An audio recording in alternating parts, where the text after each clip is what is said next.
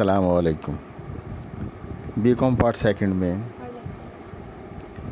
Economics of Pakistan हमारा subject है और उसमें आज हमारा थर्ड लेक्चर है और इसका टॉपिक है what are the determinants of economic development. They are also called the factors. We can say what are the economic development और the prerequisites of the economic development, यानी मुआशी तरक्की के बुनियादी लवाज़मात कौन से होते हैं। It also define that what are the various factors of the economic development. Economic development के फैक्टर्स कौन कौन से होते हैं, यानी मुआशी तरक्की के अवामिल कौन कौन से होते हैं। दोनों का एक ही जवाब बनता है, दोनों का एक ही टॉपिक है। फैक्टर्स ऑफ इकनॉमिक डेवलपमेंट हम कहते हैं कि there are the various factors which are responsible for economic development in any country. यानी बहुत सारे ऐसे फैक्टर्स होते हैं जो ज़िम्मेदार होते हैं किसी भी माशरे में, किसी मुल्क में मुआशी तरक्की जिस पर डिपेंड कर रही होती है। And this vary from country to country, और ये हर मुल्क के डिफरेंट फैक्टर्स होते हैं। Anyhow following are the important factors which influence the social structure of any country. यहाँ पर हम चंद इकनॉमिक डेवलपमेंट के जो फैक्टर्स हैं उनको डिफ़ाइन करते हैं, उनका जिक्र करते हैं। Number 1 that is called the natural resources. First of all the first factor that is called the natural resources, जिसको हम कुदरती ज़राए कहते हैं। ये हर मुल्क में डिफरेंट होते हैं। Natural resources play an important role in the economic development of any country. Land, rivers, forest, mountains, minerals and climate is also included in the natural resources. If any country is rich in the natural resources, it can improve its economic condition more rapidly. On the other hand, in the underdeveloped countries, there is a shortage of the natural resources. It is one of the cause for their backwardness. हम कहते हैं कि जो rich countries होते हैं उसमें इनकी तादाद ज़्यादा होती है, उनकी मुआशी तरक्की जो है बेहतर होती है, लेकिन जो अंडर डेवलप कंट्रीज़ होते हैं वहाँ पर ये ज़्यादा रैपिड नहीं होते, इसलिए नेचुरल रिसोर्सेज की शॉर्टेज की वजह से वो पसमानदा रह जाते हैं। It is one of the cause for their backwardness. Another problem is that poor countries are unable to utilise these resources properly. ये रिसोर्सेज होते हैं लेकिन वो इनको बेहतर तरीके से इस्तेमाल नहीं कर सकते। Another factor, another determinant of the economic development, that is called the capital accumulation. Capital accumulation means सरमाए की तश्कील। Capital accumulation means to increase the real assets in the economic development. What are the real assets? Real assets means those assets जिनसे मज़ीद चीज़ों को पैदा किया जाता है। They are called the real assets. In advanced countries, the rate of saving and investment is high, so it increases the rate of employment and the rate of development in the countries. जो advance countries होते हैं वहाँ saving की शरह ज़्यादा होती है, saving की रेशो ज़्यादा होती है। जहाँ जब सेविंग ज़्यादा होगी तो इन्वेस्टमेंट भी ज़्यादा होगी। While in the poor countries, due to the low per capita income, saving and investment is low. जो पुअर कंट्रीज़ होते हैं, गरीब ममालिक होते हैं, उनकी सेविंग कम होती है। जब सेविंग कम होती है तो इन्वेस्टमेंट कम होती है, इन्वेस्टमेंट कम होती है तो बिज़नेस कम होता है, बिज़नेस कम होता है तो अनएम्प्लॉयमेंट ज़्यादा होती है, बेरोज़गारी ज़्यादा हो जाती है, लोगों को रोज़गार ज़्यादा नहीं मिलता क्योंकि इन्वेस्टमेंट कम होती है इस वजह से। Another problem is that the capital is the less productive in the underdeveloped countries as compare to the advance countries. सरमाया की तश्कील भी कम होती है। Another factor, another determinant of the economic development, that is called the power resources and the energy resources, जिसको हम power resources कहते हैं, कुव्वत के ज़राए जिसको हम कहा जाता है। Energy resources like oil, gas, electricity, coal and nuclear energy play an important role in the economic development. The importance of these resources have been changing with the passage of time. Energy resources are very useful in the increasing the production of the various sectors like the agriculture, industry and the transport. कहते हैं energy के जो resources हैं जब वो ज़्यादा होते हैं तो उनका इस्तेमाल ज़्यादा होता है, उससे पैदावार ज़्यादा होती है, just like the agriculture industry and the transport industry, and there is a lack of energy resources in Pakistan. Pakistan has also established the Atomic Energy Commission to promote the energy resources. Some of the advanced countries have criticized our nuclear energy program while we want to obtain it for the peaceful purpose. Another factor, another determinant of the economic development, that is called the labor or the manpower. अफरादी कुव्वत जिसको कहते हैं. Labor is an important factor for the economic development of any country. If in any country birth rate is high and the size of the resources, यानी अगर उसकी पैदाइश की शरह ज़्यादा हो और उनके कुदरती ज़राए कम हो, it will be N obstacle in the way of development. तो उसकी माशी तरक्की की राह में बहुत बड़ी रुकावट होगी, क्योंकि हम कहते हैं कि लेबर जो है और वहाँ की जो पैदाइश की शरह वो ज़्यादा है, रिसोर्स कम हैं. On the other hand, if the country is underpopulated, it is also not favorable for the economy. If the size of the population is according to the size of the natural resources, people are educated, honest, efficient and skilled, it will be helpful for the economic development. अगर शरह पैदाइश उनकी आबादी उनके ज़राए के मुताबिक हो, तो लोग ज़्यादा तालीम याफ्ता हों, ऑनेस्ट हों, एफिशिएंट हों, स्किल्ड हों, तो फिर इस किस्म की जो लेबर होती है वो इकनॉमिक डेवलपमेंट के लिए ज़्यादा बेहतर होती है, माशी तरक्की के लिए ज़्यादा फेवरेबल होती है. अनदर फैक्टर और another determinant of the economic development, that is called the education. Education plays very effective role in increasing the rate of development in the country. Today, the expenditure on education is considered an investment in Pakistan.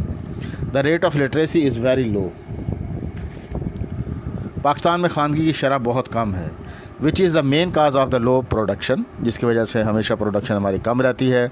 Now government of Pakistan has realised the importance of education and is allocating a sufficient amount every year for this sector. But unluckily, our standard of education is not improving and the rate of unemployment is increasing day by day due to many reasons. The government should take effective measures to promote the technical and professional education in the country. Another determinant and another factor of the economic development, that is called the transport and the communication. यानी ज़राए मवासलात और ज़राए ख़बर रसानी जिसको कहा जाता है, ये दोनों वेरी इंपॉर्टेंट है. उस पर बहुत ज़्यादा इकनॉमिक डेवलपमेंट जो है वो डिपेंड कर रही होती है और ये दोनों किसी भी मुल्क में मुआशी तरक्की के ज़िम्मेदार होते हैं. अकॉर्डिंग टू मॉडर्न इकोनॉमिस्ट, यानी जदीद मुआशदानों ने कहा कि transport and communication is a key to economic development. Transport means the railway, roads, air and water transport, while post offices, telephone, telegraph, radio and TV is included in the communication resources. And this sector of the country, it increases the internal and external trade and reduces the cost of production. It expands the market and the cheap and quick means of transportation and communication create the sense of brotherhood and unity among the people. अगर सस्ते ज़राए दस्तयाब हों तो चीज़ों को एक जगह से दूसरी जगह ले जाना आसान होता है और इस तरीके से इसकी लागत भी कम आती है, कीमतें कम रहती हैं. Another factor and another determinant of the economic development, that is called the technology. Technology means the use of the latest inventions in the production of the goods. जदीद तरीक़ों को चीज़ों की पैदाइश में इस्तेमाल करना. The technology plays an important role in the economic development. किसी भी मुल्क में मुआशी तरक्की में टेक्नोलॉजी बहुत बड़ा बहुत अहम किरदार अदा करती है. The less developing countries are poor because there is lack of technology and capital. हमेशा हम यही कहते हैं कि जो सबसे बड़ी वजह होती है किसी भी मुल्क के गरीब रहने की वजह यह होती है कि वहाँ पर टेक्नोलॉजी कम होती है और कैपिटल कम होता है. और हमेशा मुआशी तरक्की जो है वो टेक्नोलॉजी पर, न्यू टेक्नोलॉजी, लेटेस्ट टेक्नोलॉजी पर और कैपिटल पर डिपेंड कर रही होती है. There is also a lack of technical skill and we are using the old method of production, so our national product is very low. हम हमेशा जो तरक्की पजीर ममालिक होते हैं, जिसको लेस डेवलपिंग कंट्रीज़ भी कहा जाता है, वहाँ पर ओल्ड मेथड्स ऑफ प्रोडक्शन को यूज़ किया जाता है, जिसकी वजह से प्रोडक्शन कम होती है, पर कैपिटा इनकम कम होती है, यानी फ़ी का आमदनी कम होती है. फ़ी का आमदनी कम होने की वजह से सेविंग कम होती है, स्टैंडर्ड ऑफ लिविंग लो रहता है. और हम इसी तरह कहते हैं कि नेशनल इनकम भी कम हो जाती है इसकी वजह से.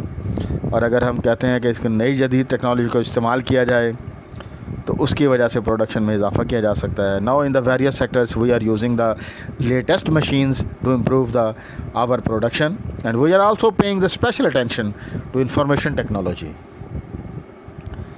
Another factor and another determinant of the economic development that is called the social and the cultural factors, यानी माशी और सकाफ़ती अवामिल क्या होते हैं, इस पर भी माशी तरक्की जो है वो डिपेंड कर रही होती है और ये भी माशी तरक्की के ज़िम्मेदार होते हैं.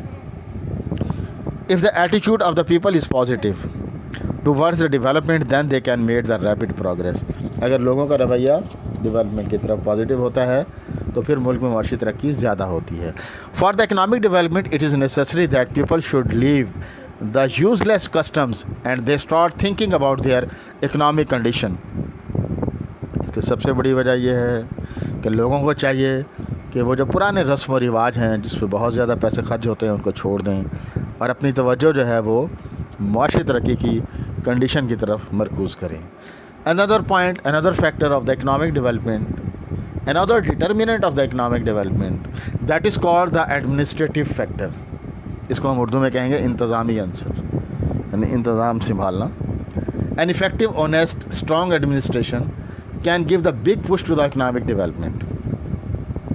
And the corrupt, dishonest and inefficient administration is an obstacle in the way of the economic development. अगर लोग ईमानदार होते हैं, अपने मुल्क से मुखलिस होते हैं, एफिशिएंट होते हैं तो माशी तरक्की ज़्यादा होती है. अगर इसके उल्ट हो जाए, करप्ट लोग आ जाते हैं, बदउनवान होते हैं, डिसऑनेस्ट होते हैं और इनएफिशिएंट होते हैं तो हमेशा वो ऑब्स्टेकल बनते हैं in the way of the economic development. Another factor of the economic development, another determinant of the economic development and it is the last factor that is called the political stability. हम कहते हैं political stability पर भी माशी तरक्की बहुत ज़्यादा depend कर रही होती है. पॉलिटिकल स्टेबिलिटी इज़ आल्सो, ये भी इसके ज़िम्मेदार होते हैं किसी भी मुल्क में माशी तरक्की के. यानी सियासी इस्तेहकाम जो है बहुत ज़रूरी है ताकि जो लोग इन्वेस्टमेंट कर रहे होते हैं उन्हें ये यकीन होता है, इस बात पर बहुत ज़्यादा विश्वास करते हैं कि हमारी जो इन्वेस्टमेंट है वो ज़ाया नहीं होगी, इन्वेस्टमेंट महफूज रहेगी. जो गवर्नमेंट ने मनसूबाबंदी की है, जिन प्रोजेक्ट में इन्वेस्टमेंट की गई है, आने वाली हुकूमत उसको ख़त्म नहीं करेगी. इधर से लोग जो सेफ़ होते हैं वो ये कब होता है, जब मुल्क में पॉलिटिकल स्टेबिलिटी होती है. और अगर इस तरह का माहौल हो कि आने वाली गवर्नमेंट दूसरी गवर्नमेंट के मंसूबों को ख़त्म कर दे या चंद दिनों में, चंद सालों के बाद गवर्नमेंट को ख़त्म कर दिया जाए तो फिर मुल्क में माशी तरक्की नहीं होती, क्योंकि पॉलिटिकल इंस्टेबिलिटी होती है. बाहर के लोग भी हमारे मुल्क में ज़्यादा इन्वेस्टमेंट नहीं करते. तो हम कहते हैं कि stable government can play the effective role in increasing the rate of development in the country and it can introduce the many reforms and can prepare the development plans. In the less developing countries, the political instability has also reduced the rate of development in the country. In Pakistan, political unrest is one of the main cause of the low rate of the development. हमारे मुल्क में भी जो main काज है वो यही है. आने वाली गवर्नमेंट पुरानी गवर्नमेंट के दौर में जो मंसूबे शुरू हुए थे उनको ख़त्म कर देती है, उनकी तरफ तवज्जो नहीं देती, लोगों की हुई इन्वेस्टमेंट ज़ाया हो जाती है, बाहर से लोन लेके जो मंसूबे शुरू किए जाते हैं वो ज़ाया हो जाते हैं और वो कर्ज़ा बमसूद जो है हमारे मुल्क को फिर अदा करना पड़ता है. और अगर ये सही तरीके से इसको अडॉप्ट किया जाए, मुल्क में माशी तरक्की हो, पॉलिटिकल स्टेबिलिटी हो, तो इकनॉमिक डेवलपमेंट जो है वो ज़्यादा होती है. डियर स्टूडेंट्स, हमारा टॉपिक भी यही था आज का कि इकनॉमिक डेवलपमेंट के डिटरमिनेंट्स क्या होते हैं, इसके फैक्टर्स कौन से होते हैं, ये हमने आपसे डिस्कस किए. बहुत इंपॉर्टेंट क्वेश्चन है, आसान सवाल है, इसको देखिएगा और कल इंशाल्लाह नेक्स्ट टॉपिक के साथ नेक्स्ट चैप्टर शुरू करेंगे. Thank you very much.